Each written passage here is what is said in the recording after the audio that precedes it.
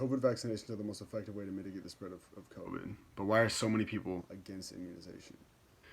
There's a lot of people on both sides, many conservatives, many Democrats, that agree that vaccines are the best option to decrease the spread of COVID 19. But in this paper, I focus primarily on the cultural reasons why conservatives, for example, are against the vaccine.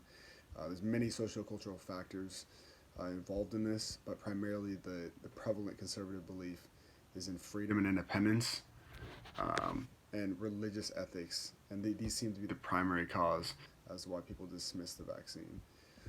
So first, the cultural origins of the anti-vaccine community started with the media priming of the viewers. Priming in this context, as we know, learning in this class, refers to the changes in the standards that people use to make political evaluations.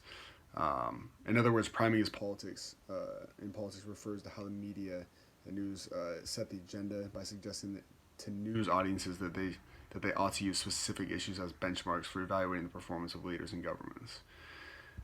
Thus, for example, Fox News and CNN both have large influences in their abilities to prime their followers.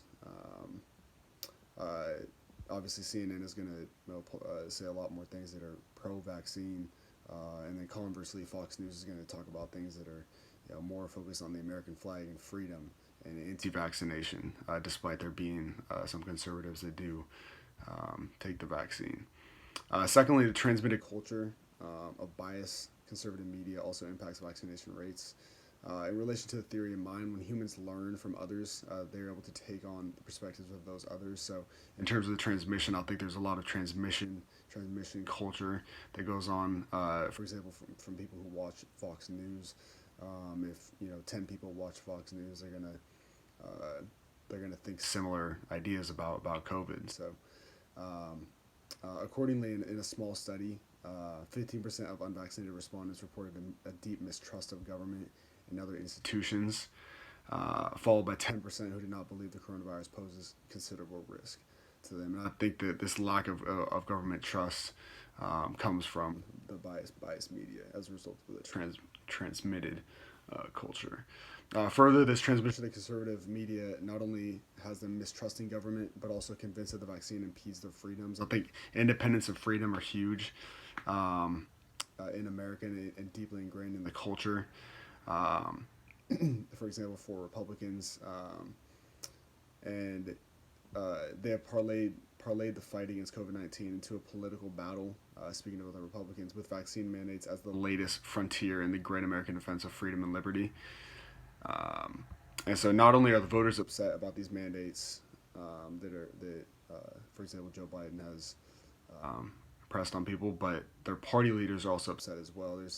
There's a quote about 40% of Republicans don't plan to get the vaccine versus 20% of independents, 3% of Democrats. This is clearly a political battle. There's clearly something going on with the culture of both sides. It's affecting the percentage of people that get the vaccines.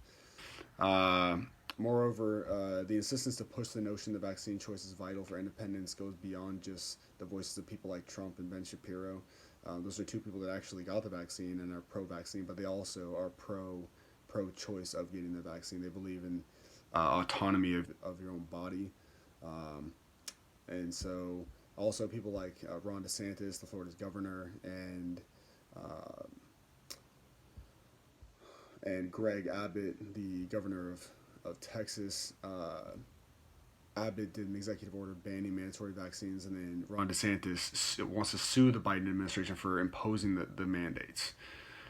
So lastly, and very importantly, religious voters commonly believe in the ethic of divinity inherent in the moral code, which affects vaccination rates. To illustrate, Christianity plays a large role in the culture of America and affects 205 million Christians. Decisions of whether they get the vaccine. So according to a Pew Research, it showed that 45% of white evangelical Christians openly state they won't get the vaccine. And then also, according to Pew Research as well, 82% of Republicans are Christian and evangelical. So I think importantly, the reason this is that they don't believe the vaccine is good is because the ethics of divinity, wherein your body has sanctity, purity, and has a sacred order that God controls versus a government controlling. your body. So they don't want somebody infringing on the autonomy of their body, essentially. So culturally speaking, religion, people that are religious do not believe that this is a godly thing. And lastly, in someone reading this paper might think it's not okay for conservatives to be against vaccines, but that's not the case. I mean, everybody has their entitled to their own opinion. One thing to note is the connection between mind and culture and how it affects decision making. Something I was unaware before I took this cultural psychology course is how the mind and culture connect. Generally illustrated by the fact that culture, family, city, and how someone is raised in that somebody's raised in largely determines their beliefs. If you're raised in a Christian family, raised in a conservative family, you're going to have those slants. Conversely, if you're raised in a progressive, non-religious family, you're going to have very different beliefs. Chiefly, the priming, media bias, and religious moral ethics ideologies likely came from their surroundings and the people they're around. Thus, people don't need to be mean to be ignorant by not trusting the vaccine. Conservatives are not trying to be uneducated in this sense.